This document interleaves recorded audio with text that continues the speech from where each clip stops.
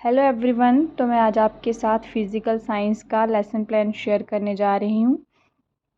तो सबसे पहले आपने जो इसमें ऑब्जेक्टिव्स लिखने हैं, तो ऑब्जेक्टिव जो हैं वो नॉलेज बेस्ड, आपको पता है जो आपकी ब्लूम टैक्सोनॉमी है उस पर बेस्ड होते हैं।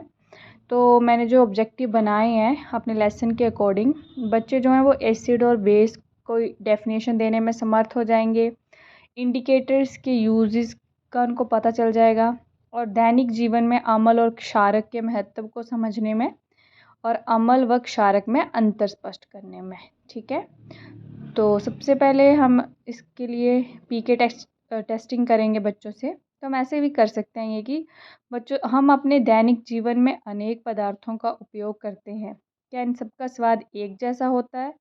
तो बच्चे आंसर करेंगे नहीं। नींबू का स्वाद कैसा होता है?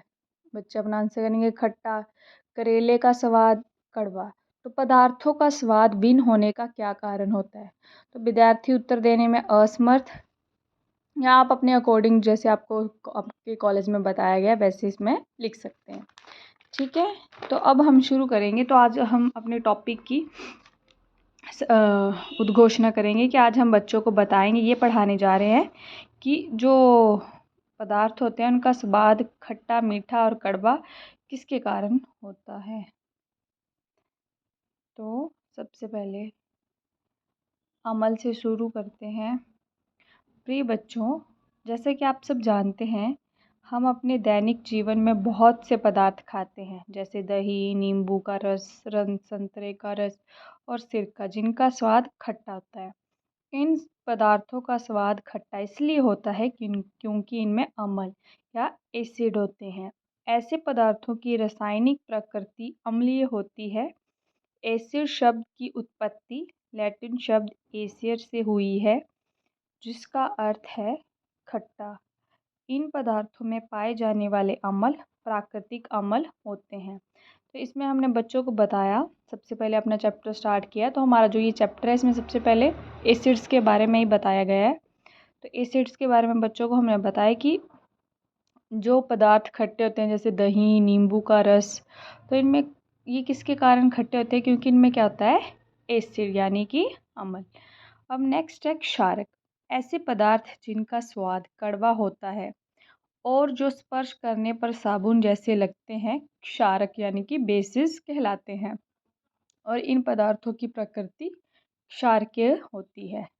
ठीक है, आप बच्चों को ये डेफिनेशन, अब बच्चों का आप एग्जाम्पल, क्लास में हमारी टीचिंग अलग है, लेकिन यहाँ पे हम सिर्फ अपना जो एक बेसिक डेफिनेशन है वही लिख सकते हैं। आप बच्चों को करवा भी सकते हैं एक्सपेरिमेंट। अब है सूचक। सूचक क्या है? मतलब इंडिकेटर।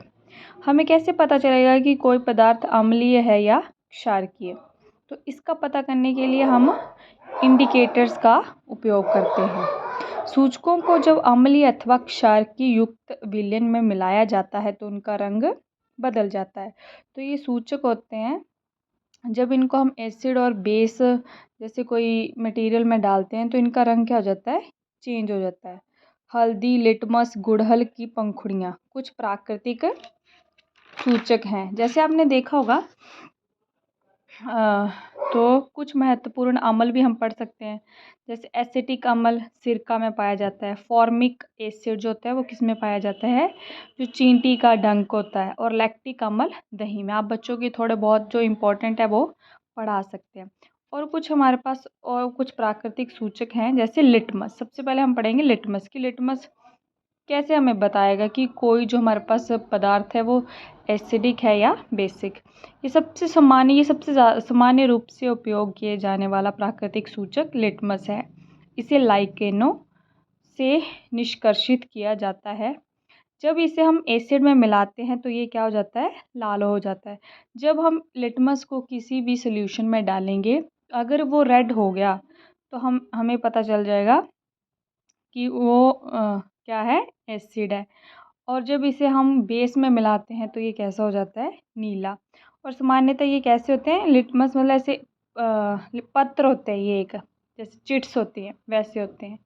ठीक है, जो हमारी छोटी क्लास के लिए बना रहे हैं तो बच्चों को इतना हमें बताना ज़रूरी है। बाकी आप एक्सपेरिमेंट तो करके दिखा ही सकते हैं क्लास में। नेक्स्ट है हमारा हल्दी। हल्दी भी क्या है? एक प्राकृतिक सूचक। जैसा कि आप सब जानते हैं, सफ़ेद कमीज़ पर पड़ा हल्दी का दाग साबुन से धोने के बाद लाल हो जाता है, क्योंकि साबुन का विलयन क्षारकीय होता है। ठीक है, गुड़हल के फूल भी क्या है, ये भी एक इंडिकेटर का काम करते हैं। ये अम्लीय विलयन को गहरा गुलाबी और बेसिस को हरा कर देता है। फिर आप क्वेश्चनिंग कर सकते हैं बच्चों को, पदार्थों का स्वाद खट्टा किस कारण होता है। तो बच्चे इस तरह से आपको आंसर कर सकते हैं। तो आप इतना, ये शॉर्ट आपको भी लग रहा है, लेकिन ये आपका लेसन प्लान बिल्कुल परफेक्ट है, क्योंकि बाकी तो हमारी नेचुरल टीचिंग थोड़ी अलग है। नेक्स्ट आप जो ये पुनरावृत्ति है और मूल्यांकन करेंगी बच्चों से क्वेश्चन पूछ कर। Thank you so much.